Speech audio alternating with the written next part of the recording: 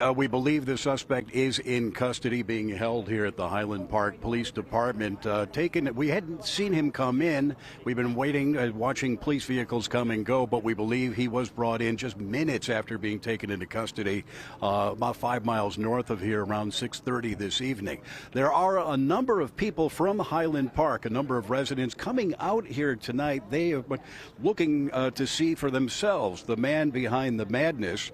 We're learning a lot more information about that suspect, Robert Crimo III, including an exclusive interview we conducted earlier this evening with his uncle. Crimo was unemployed, had been living in a house in Highwood with his father and his uncle. This evening there were multiple FBI agents and law enforcement officers in tactical gear around that house, some interviewing neighbors. According to his uncle, Crimo had lived in his own basement unit in that duplex, making videos that he posted to social media and working to build a career as a rapper. His uncle tells me Crimo had never made any threats or alarming statements, at least to family members, indicating that he might be planning or considering a mass shooting. And his uncle tells me, as far as he knew, Crimo did not own a gun. Crimo comes from a prominent Highland Park family. His dad, Robert II, owned some food pantries in town, ran for mayor here a few years ago, a race that he lost to Highland Park's current mayor.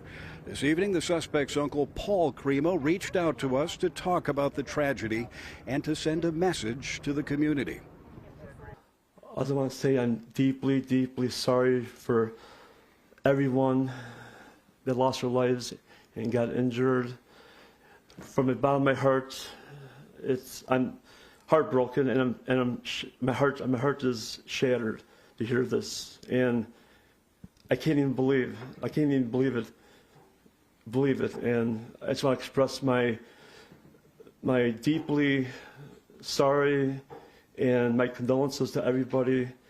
Me and my brother were very well known in Ravinia, Highland Park, and we have a good character. Everybody loves us, and this is just, it breaks my heart to even hear about all this. And as we continue to dig into insight as to what caused this shooting, we also talked today to the father of some high school students who were classmates of Crimo's at Highland Park High School. They say he was basically a loner in school, though he did take part in the Highland Park High School rap club. I don't know much about him except for he was a rapper. He joined the rapper club at Highland Park High School.